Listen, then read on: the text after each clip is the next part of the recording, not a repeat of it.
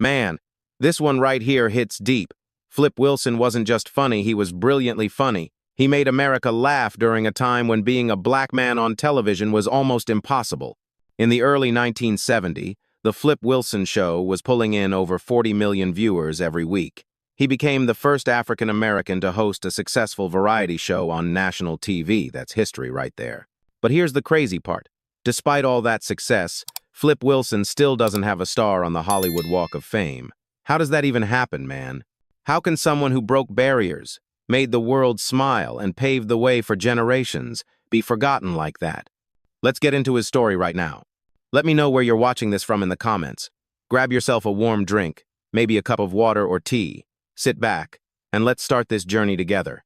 You know, before the bright lights and the laughs, before Geraldine and the catchphrases, Flip Wilson's story was one of pain, poverty, and pure survival. He was born Claro Wilson, Jr. on the 8th of December, 1933, in Jersey City, New Jersey, the 10th child in a struggling household. His parents were poor, man, really poor. Times were so hard during the Great Depression that food was a daily question, not a guarantee. His father worked odd jobs just to keep the family afloat, but it wasn't enough.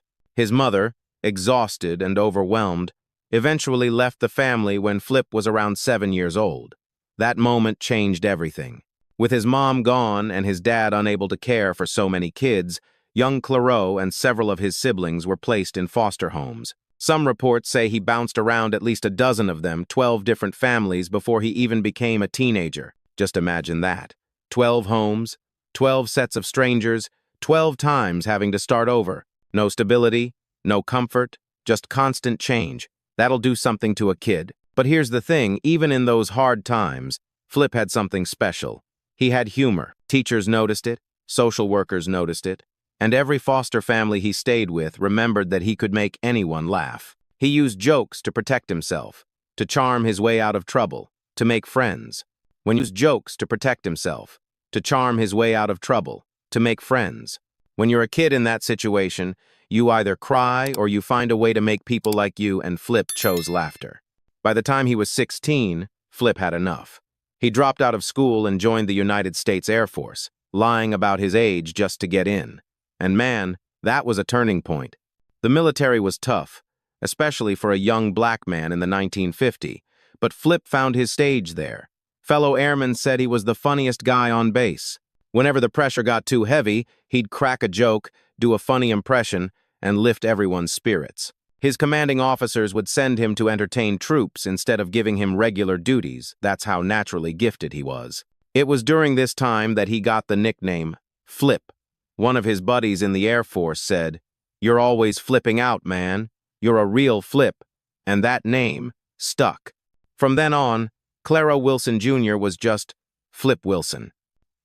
When his service ended, Flip came home with no money, no family connections, and no idea what to do next, but he had confidence, and that sense of humor never left him. He started working odd jobs, a bellhop, a cook, even a mail clerk, but his mind was always on making people laugh. He'd crack jokes at work, and people would tell him, "Man, you should be on stage." Eventually, he listened. In the mid-1950s, Flip started performing stand-up at small clubs in California. He was sleeping in his car some nights, just trying to make it. But that grind, that fire in his belly, came from those early days in the foster system. He knew what rock bottom looked like, and he wasn't afraid of it anymore. If anything, it fueled him. He performed anywhere he could: bars, military bases, coffee houses. His act wasn't like other comedians at the time. He didn't rely on vulgar jokes or anger. Flip's humor was smart, fast, and full of personality. He'd mimic people, tell wild stories, and switch voices like a radio show all by himself. People remembered his energy. He could turn a simple story about getting a haircut into a 10-minute masterpiece. But here's what makes his early story so powerful. Flip Wilson's comedy wasn't born out of privilege. It was born out of pain. The kid who grew up feeling unwanted found love through laughter. The boy who had no home built one on the stage. And even then, in those early years, he wasn't chasing fame, he was chasing belonging.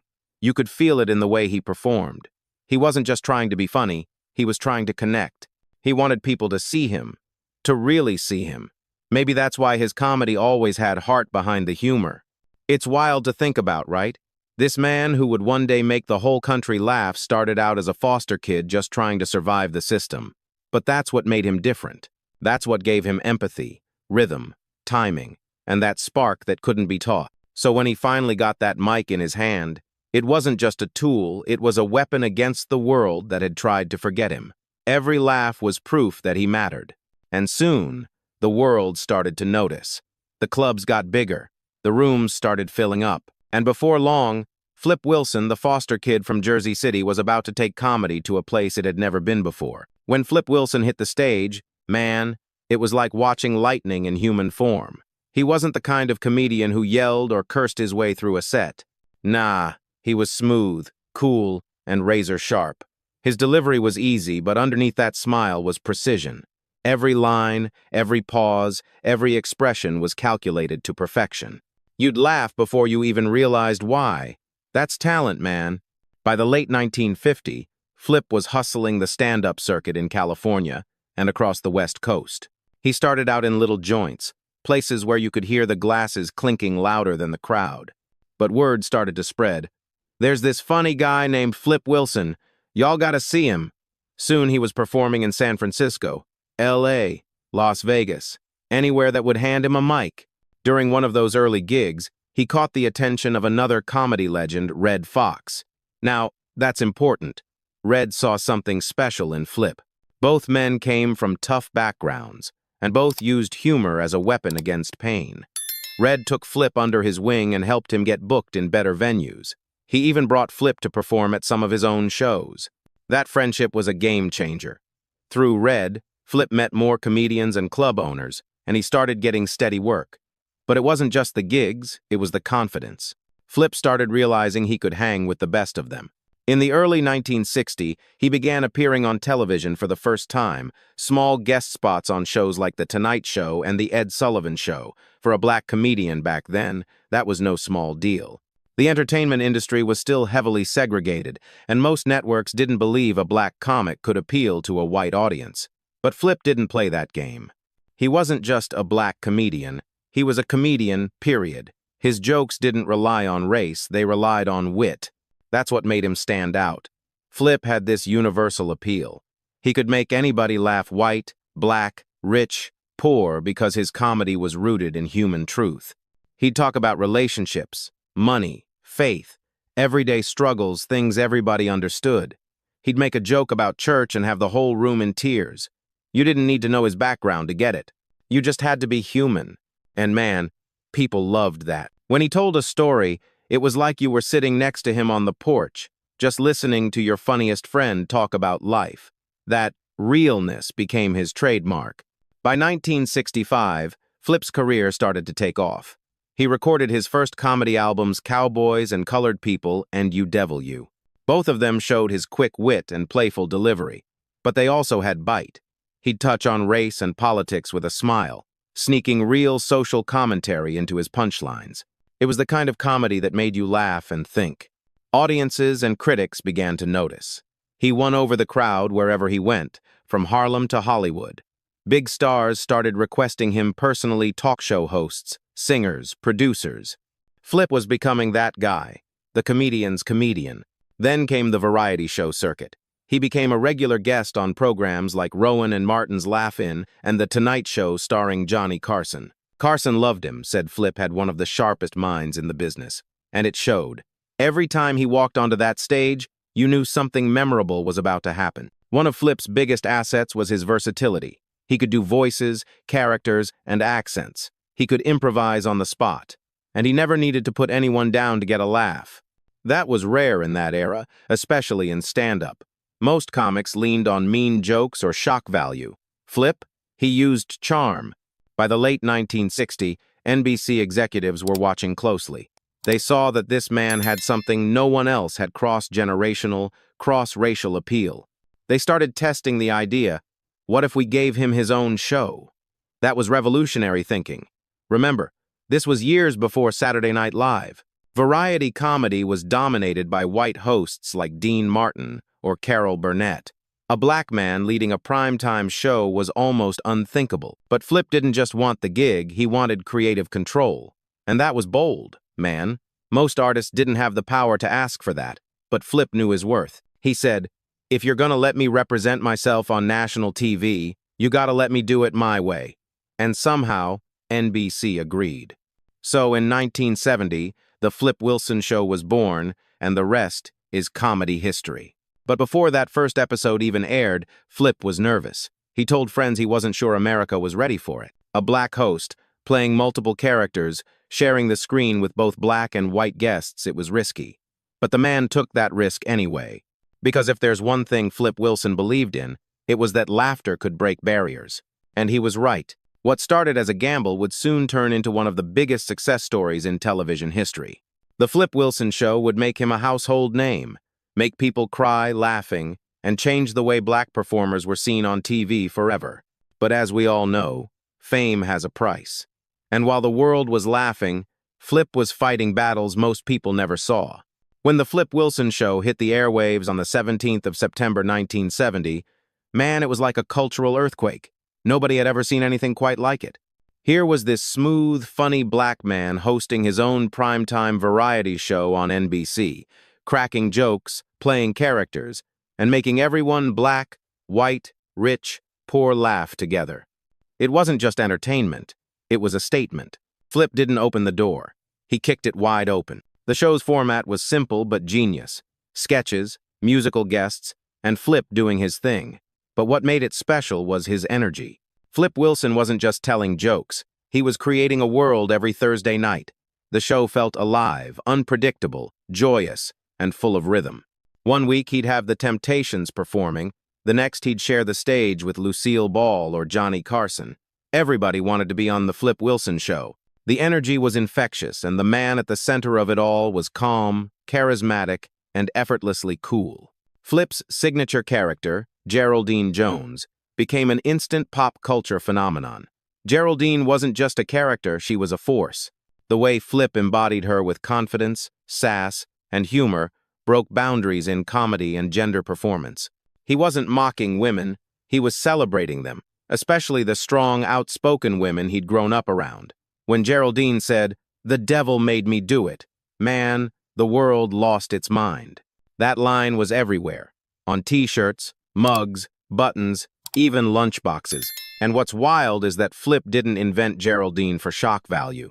He once said she came from real women. He knew women who had been through pain but still carried themselves with dignity and strength. That's what made her different from other drag-style characters on TV. Geraldine wasn't a joke, she was a tribute. The show's writing was sharp, clean, and clever. Flip made sure of that. He refused to lean into stereotypes or cheap shots. He wanted his comedy to unite, not divide, and that decision paid off big time. In its first 2 seasons, The Flip Wilson Show was one of the top-rated programs on television, pulling in more than 40 million viewers each week. Think about that. 40 million people, every week, tuning in to watch a black man headline his own show during prime time in early 1970 America. That's historic. Flip was also making history behind the scenes. He was the first African-American entertainer to have full creative control over his own network show. That meant he had a say in everything, the sketches, the music, the guests, the production. It was rare even for white entertainers at the time. He was also one of the highest-paid TV stars in America. In 1971, Time magazine put him on its cover smiling, confident, dressed to the nines with the headline, "TV's First Black Superstar." That was huge. For so many people across America, Flip Wilson wasn't just a comedian, he was representation. He was proof that black excellence could shine on any stage. And man, the guest list was stacked. Aretha Franklin, Muhammad Ali, Richard Pryor, Ray Charles, the Jackson 5, Red Fox, even Bing Crosby. Flip made sure the show mixed the worlds of soul and mainstream entertainment. It wasn't black TV, it was just great TV. Behind the laughter, though, Flip was a perfectionist. He was heavily involved in every detail, sometimes staying at the studio late at night to edit sketches himself. He cared deeply about the image he projected. He wanted families to watch together, for his show to feel like home. That's why The Flip Wilson Show had no profanity, no cheap laughs, just heart and humor. But success brings pressure. As the seasons went on, the weight of being the face of progress started to take its toll. Flip was proud, but he was tired. People don't realize how heavy it was to carry the image of an entire race on your shoulders in the entertainment industry back then. By the fourth season, ratings began to drop slightly. Audiences were shifting, TV tastes were changing, and NBC started getting restless. Flip, always a perfectionist, began to feel burned out. He was juggling fame, money, and personal life, and the lines started to blur. In 1974, after just 4 years, The Flip Wilson Show aired its final episode. It had won 2 Emmy Awards, a Golden Globe, and countless hearts. But Flip? He was done for the moment. He walked away while he was still on top, saying he needed to regroup. People didn't understand it at the time, but looking back, it makes sense. The same man who once lived in foster homes, who had to fight for every bit of peace he got, suddenly found himself under a spotlight that never turned off. That kind of pressure can crush you, man. After the show ended, Flip still made appearances on TV guest roles, interviews, a few specials, but nothing ever matched the magic of his own show. Still, his impact was already set in stone.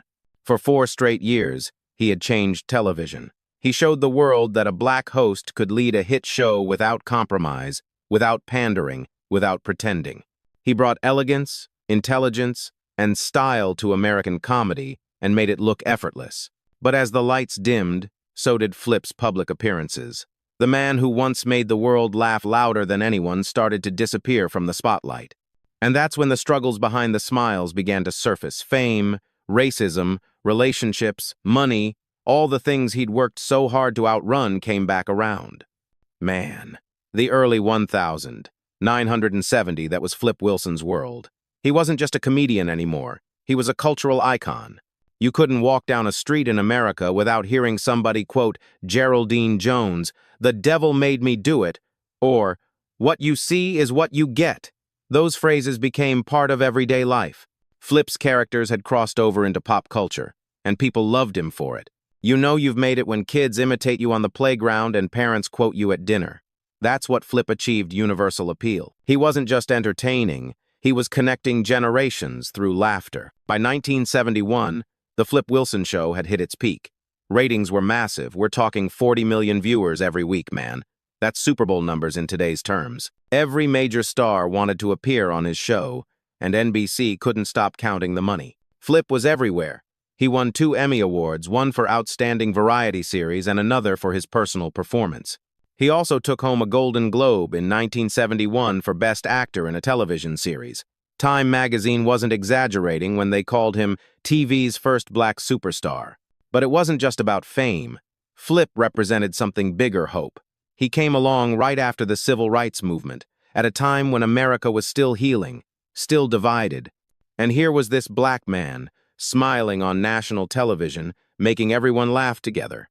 He didn't talk politics, but his very presence was political. His success said, "We belong here too." What made Flip's comedy so powerful was its intelligence. He knew how to walk the line to address the truth of being black in America without ever turning his show into a lecture. His comedy made people think without making them defensive. He'd drop a line about racial double standards, and the audience would laugh, then pause like, "Hold up, that's true." Flip once said, "If I can make you laugh about something, maybe you'll think about it differently." That's real wisdom right there. He used laughter as a bridge between communities, between races, between pain and healing. Behind the scenes, his reputation was just as strong. Everyone from stagehands to guest stars said the same thing. Flip treated people with respect. No ego trips, no diva moments.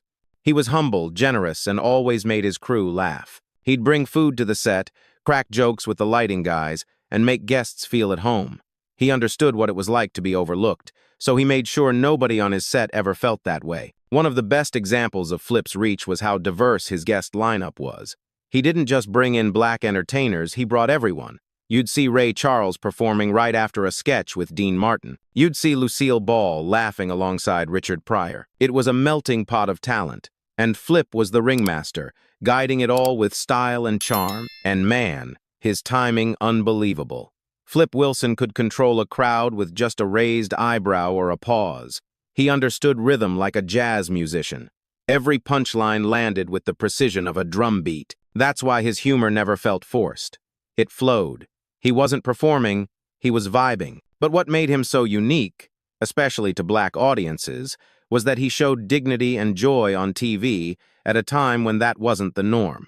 You didn't see black men in control on primetime television. Not like that. He wasn't playing a servant, a sidekick, or a stereotype. He was the star. He was the boss. And that mattered more than people realized. Flip Wilson became a millionaire almost overnight. He bought a beautiful home in Beverly Hills, drove flashy cars, and traveled the world. Man, it must have felt unreal for a kid who once bounced between foster homes. But even in his success, there was a certain sadness behind his eyes. People close to him said he carried his childhood pain quietly, that he never fully trusted the good times. He was happy, but cautious. Still, for a few golden years, Flip Wilson was unstoppable. Every Thursday night, he ruled the airwaves. Families gathered around the TV just to see what he'd do next. Geraldine would walk on stage and the crowd would explode before she even spoke. His sketches became legendary Reverend Leroy and the Church of What's Happening Now, the Small World skits, and his clever monologues about everyday life. Flip also changed the business side of comedy. His show proved that advertisers would pay big money for diverse programming. He paved the way for other comedians like Richard Pryor, Eddie Murphy, and Arsenio Hall to have their own platforms later. They all stood on Flip's shoulders and they knew it. But you know how it goes, fame can be a double-edged sword. The same spotlight that made him America's favorite funny man started to burn. Being the first comes with pressure, and being the only comes with loneliness. As the years went by, the weight of success started wearing him down. He wanted to keep making people laugh, but he also wanted peace. He'd seen too much struggle, too much fake love, and too many people who only cared about the money. By 1973, you could feel it, something in him was changing. The laughs were still there, but the sparkle was fading a bit. He started to pull back from the spotlight. He told friends he was tired of fighting to stay on top. Still, what he accomplished during those few years was something few ever achieve. He became a household name, broke barriers without bitterness, and left the world a little more united through laughter. He was the king of primetime comedy, and yet, even kings have to rest. But what nobody knew at the time was that behind the laughter, Flip Wilson was quietly battling personal demons, racism, stress, and heartbreak that fame couldn't fix. And soon, those battles would change everything. You know how people always say, more money, more problems? Man, for Flip Wilson, that was more than a saying, it was real life. Behind the smile, behind the $1 million ratings and the fame, the pressure was starting to eat him alive. By the mid-1970s, Flip was one of the most recognized faces in America, but fame had a dark side. He'd worked his whole life to get love and validation, and now that he had it, he didn't know who to trust. Everyone wanted something from him, friends, producers, even strangers who saw him as a walking paycheck. It was lonely at the top, man. The show was still doing well, but Flip was tired. The long hours, the creative pressure, and the weight of being a trailblazer for black entertainers all began to take a toll. When the Flip Wilson show ended in 1974, people were shocked. Why stop when you're still winning? But Flip had already made up his mind he needed to breathe. He once said, "I just got tired of being Flip Wilson." That line hits hard, right? Imagine spending your whole life trying to build a name, only to realize that name is the thing weighing you down. After the show ended, he disappeared almost overnight. No big farewell, no dramatic exit. He just faded into the background. He made a few guest appearances here and there on The Tonight Show, The Love Boat, a couple of TV movies, but the energy was different. The spark that once lit up the screen was dimming. Part of it was exhaustion, but part of it was deeper disappointment. The entertainment industry had a way of celebrating you when you're hot and forgetting you when you're not. And being a black entertainer, that fall from grace came even faster. Racism in Hollywood was still very real, man. For all the smiles and awards, Flip had to fight tooth and nail just to be treated fairly. He once said in an interview, "They liked what I did on TV, but off camera, I was still just a black man trying to get paid what I was worth." He also struggled with the people around him. Fame attracts fake love, and Flip had his share of betrayals. He'd trusted the wrong folks, friends who became opportunists, business deals that went sour, lawsuits that drained him. For a man who had grown up with nothing, the idea of losing it all again must have terrified him. Then came the tabloid stories, messy divorces, financial disputes, accusations of being difficult. Some of it true, some of it not. But once the media smells blood, they don't stop. Flip didn't fight back publicly. He just pulled away even more. He told a friend once, "The more they talk about you, the less they know you." He had 4 children and loved them dearly, but fame had made family life complicated. His marriages didn't last, and he spent much of his later years trying to balance being a father with living a quieter life. He bought a small ranch in Malibu and later moved to Las Vegas, far from Hollywood. Even though he wasn't on screen as much, Flip still had fans everywhere. People would spot him in restaurants, at airports, and say, "Hey, Geraldine," and he'd smile, maybe drop a line or two. The devil made me do it, just to make them happy. That was still his nature. Even when he was tired, he wanted to make people laugh. But behind those moments, he was fighting personal battles, depression, frustration, and the feeling of being forgotten. It's wild to think that the man who once made the whole world laugh felt invisible in his final years of fame. In the late 1980s, Flip tried to make a comeback. He appeared in a few guest spots and even voiced some cartoon characters. But the industry had changed. New faces, new styles of comedy, new rules. The same people who once called him a genius now treated him like a relic of another era. And that hurt, man, especially for someone who gave so much to open those doors. By the 1990s, Flip was rarely seen in public. He kept to himself, living quietly with his kids and close friends. He didn't chase the spotlight anymore. In one of his rare interviews, he said, "I don't need to be famous to know I did good." That's wisdom, but you can hear the pain in those words too. His health started to decline in the late 1990s. He was diagnosed with liver cancer, a battle he kept private. Most fans didn't even know he was sick. Flip faced that disease the same way he faced everything else in life, with quiet dignity. On the 25th of November 1998, Flip Wilson passed away at his home in Malibu at just 64 years old. When the news broke, tributes poured in from across the country from comedians, actors, musicians, and everyday people who grew up watching him. They all said the same thing: Flip made us laugh when we needed it most. It was bittersweet, man, because while the world mourned him, it also reminded people of something they'd forgotten: how much he had done, how much he had changed. And yet, to this day, Flip Wilson still doesn't have a star on the Hollywood Walk of Fame. Think about that. One of the most groundbreaking entertainers in television history, a man who broke barriers, brought people together, and redefined comedy, no star. It's a reflection of how Hollywood sometimes treats its pioneers, especially the ones who look like him. But the funny thing is, Flip probably wouldn't have cared. He never chased trophies. He cared about connection, the laughter, the joy, the humanity. Still, it doesn't sit right, man. Not for someone who gave so much. After the lights dimmed and the applause faded, Flip Wilson quietly stepped away from Hollywood. He didn't make a big announcement or throw a farewell party that just wasn't his style. He always said, "When I stop being funny, I'll stop showing up." And that's exactly what he did. In the late 1970s and early 1980s, Flip tried to find peace. He had made enough money to live comfortably, but peace of mind? That was harder to come by. He bought a modest home in Malibu and focused on raising his children. Those who knew him said he was a devoted father, playful, funny, protective. He didn't talk much about show business anymore. If people brought it up, he'd smile and change the subject. But even though he lived quietly, Flip was still Flip. He couldn't help being funny. His neighbors in Malibu would see him at the grocery store or gas station cracking jokes, making people laugh just to see them smile. That was his natural rhythm, finding joy in small things. He also became deeply spiritual later in life.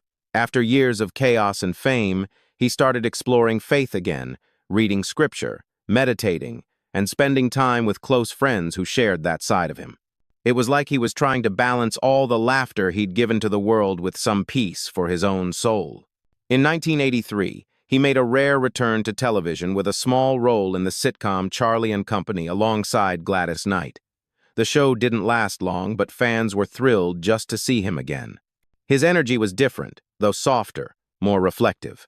He wasn't chasing laughs anymore. He was just being himself. Throughout the 1980 and early 1990, Flip appeared occasionally on talk shows and award ceremonies. Each time he stepped on stage, audiences cheered like it was 1971 again.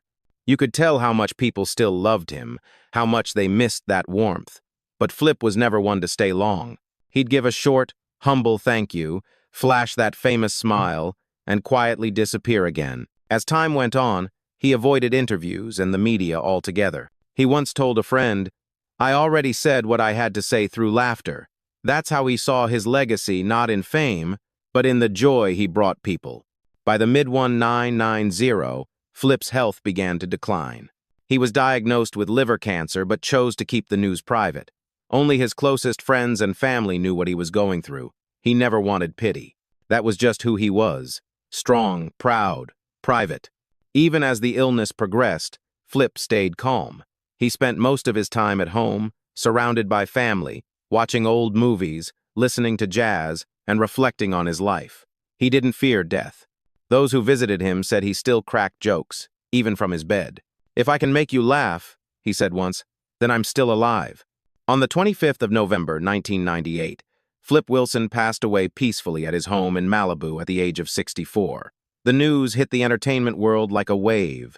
Comedians, actors, and musicians from every generation paid tribute to him. Richard Pryor, Eddie Murphy, and Red Fox had all called him a trailblazer. Younger stars like Jamie Foxx and Chris Rock said Flip showed them that black comedy could be mainstream and sophisticated. In the days following his death, reruns of The Flip Wilson Show aired on cable networks, reminding everyone just how groundbreaking he'd been. Audiences laughed again, cried again, and realized that this man who had once made the world stop and smile had quietly left it without asking for applause. No scandals, no bitterness, no dramatic farewell tour, just grace, humor, and peace. That was the Flip Wilson way. He left behind 4 children, and a legacy that still echoes through comedy today. But somehow, even after all the love he gave, Hollywood still hasn't given him that star on the Walk of Fame. Maybe he didn't need it. Maybe his real star was in the laughter that still rings whenever someone says, "The devil made me do it." When people talk about comedy legends, they often mention names like Richard Pryor, Eddie Murphy, or Dave Chappelle. But here's the truth, before any of them, there was Flip Wilson. He laid the groundwork. He was the one who showed America that a black comedian could host, produce, and dominate primetime television with grace, wit, and power. Flip didn't just make people laugh, he changed what laughter could mean. His comedy wasn't cruel or divisive. It was clever, universal, and full of soul. He took the everyday experiences of life, work, love, faith, friendship, and turned them into stories everyone could relate to. That's why The Flip Wilson Show didn't feel like black TV or white TV. It was just great TV. He broke down barriers without ever preaching about it. In an era when racism was still thick in the air, Flip used humor as a bridge. He showed that you could address social truths and still keep people smiling. He taught a generation of performers that you could be funny and still be dignified, that comedy didn't have to come at the expense of your identity. His influence is everywhere. Eddie Murphy once said that watching Flip as a kid made him believe he could do it too. Tyler Perry's Medea character? You can see Geraldine's DNA all over that. From In Living Color to Saturday Night Live, the sketch format that Flip mastered became the model for decades of comedy that followed. And let's not forget representation. Flip Wilson wasn't just the first black variety show host, he was the first one to do it his way. He had full creative control. That means every joke, every guest, every sketch passed through his vision first. For a black entertainer in the early 1970s, that was unheard of. Even today, when you see a confident comedian who blends character work, satire, and charm, you're seeing a little piece of Flip Wilson in there. He made laughter an equalizer. He made television more human. And though he never got that Hollywood star, maybe he doesn't need one.